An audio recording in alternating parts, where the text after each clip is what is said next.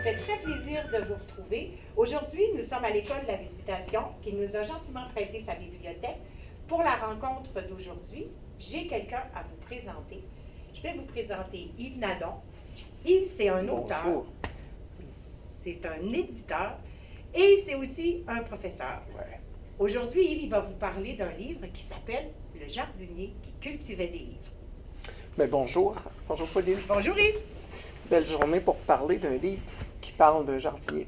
Alors, le titre est quand même évocateur, ou en tout cas mystérieux, le jardinier qui cultivait des livres, voir si on peut cultiver des livres. Mais dans les faits, c'est vrai qu'il cultive des livres, mais surtout des romans. C'est ce qu'il préfère.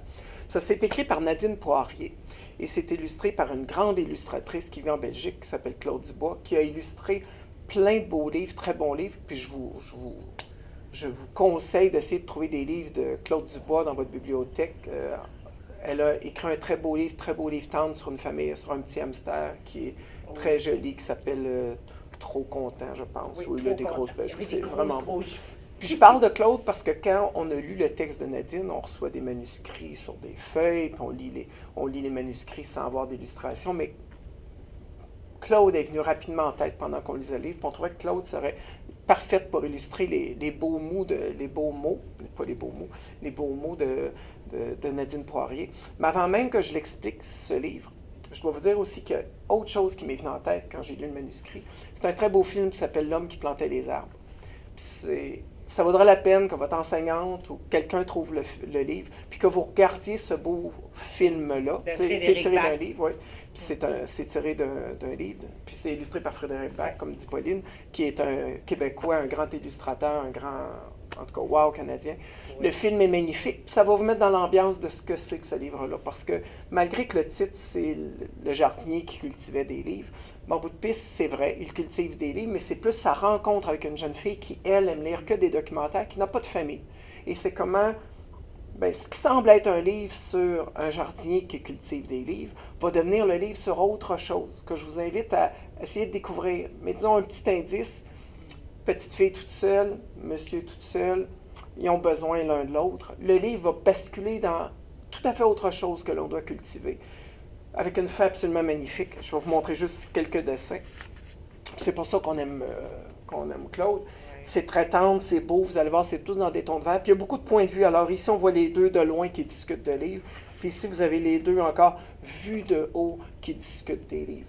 Ça, c'est un livre qui est, en même temps qu'il fait l'éloge de la lecture, c'est bien, mais il fait l'éloge de d'autres choses aussi, qui est encore plus fort, puis qui est sous-jacent à la lecture ici.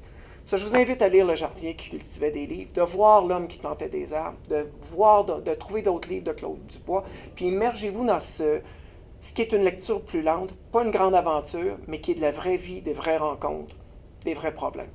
Voilà. Et puis pour ça, on vous envoie le livre. 2 exemplaires en plus. Pour continuer notre voyage avec le livre Le jardinier qui cultivait des livres, j'aimerais vous proposer des activités de découverte. La première activité que je veux vous proposer, ça va être notre défi Presto. En fait, vous la connaissez, la différence entre le documentaire et le récit. Rappelez-vous, Yves vous a mentionné tout à l'heure que le jardinier, lui, il lisait que des récits. Alors que la petite fille dans le livre, elle, ce qu'elle aimait par-dessus tout, c'était les documentaires. Vous, qu'est-ce que vous préférez? Les documentaires, c'est-à-dire des livres qui vont vous apprendre comment fonctionne un ordinateur, comment faire une recette de soupe, de potage, trouver une information sur une chose que vous connaissez moins, comme par exemple une règle de soccer, ou des récits. Les récits, qu'est-ce que c'est des récits? Alors, ça peut être des bandes dessinées, des albums, des romans, même des recueils de poésie. Alors, et votre professeur, qu'est-ce que vous pensez qu'il préfère? Lire des documentaires ou des récits? Essayez de deviner, puis demandez-lui après qu'est-ce qu'il préfère. Et puis, notre deuxième défi, alors vous allez voir, on va parler de la page de crédit. Là, vous allez me dire, qu'est-ce que c'est une page de crédit? Je vais vous montrer. Une page de crédit, ça se trouve tout juste au début d'un livre. Et je vous fais remarquer aussi que dans les pages de crédit des éditeurs québécois, il y a beaucoup plus d'informations que dans les pages des éditeurs européens. Vous irez vérifier dans votre bibliothèque. Vous allez voir, vous allez remarquer vous-même. Alors, aussi, qu'est-ce que je veux que vous remarquiez? Dans ce livre-là, hein, vous le connaissez, tantôt Yves vous en a parlé, c'est le jardinier qui cultivait des livres. Qu'est-ce qu'on apprend? En fait, on va nous dire qui a fait la révision. Qu'est-ce que c'est la révision? Ça, c'est la personne qui vérifie la cohérence du texte. Si toutes les informations qui sont là sont bonnes, s'il ne manque pas des choses, parfois des petits détails pour nous faire comprendre l'histoire. Et là, dans ce cas-ci, la révision, elle a été faite par Marie Ferland. Et on apprend aussi que c'est Isabelle Leblanc qui a fait la correction. La correction, ça, c'est l'orthographe puis la grammaire. On apprend que la direction artistique, c'est France Leduc, et vous le dit tantôt, France Leduc, c'est la co-éditrice de la maison d'édition. Et le graphisme a été fait par Tatou. Ça, c'est une boîte de graphisme. Ensemble, ces deux-là, ils ont fait la mise en page du livre. Ils ont choisi à quel endroit on plaçait le texte, quelle proportion on donnait aux illustrations, quelle couleur on choisissait pour le papier, quel type de couverture on allait faire. Ça a tout été fait par la direction artistique. Comme vous pouvez le constater, on trouve vraiment beaucoup d'informations dans la page de crédit. En fait, pour résumer, c'est comme la page qui nous parle de la naissance du livre. Il y a beaucoup d'autres informations que je vous invite à aller découvrir. Et je vais vous poser une question. Vous allez trouver dans cette page-là la ville où se situe la maison d'édition 2. Avant de te présenter le défi Mucho, je vais te lire un extrait du livre.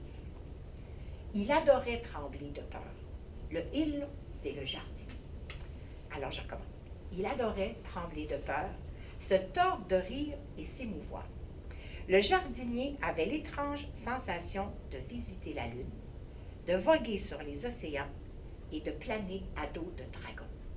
C'était chaque soir le grand frisson. Vous, en lisant un livre, avez-vous déjà ressenti une émotion? Vous êtes-vous senti joyeux, effrayé ou surpris? Avez-vous ri ou peut-être vous avez eu envie de pleurer? En fait, pour le défi Mucho, Brigitte, Louise, Yves et moi, on avait envie de vous inviter à partager avec la classe l'émotion que vous avez ressentie quand vous avez lu un livre que vous avez beaucoup aimé.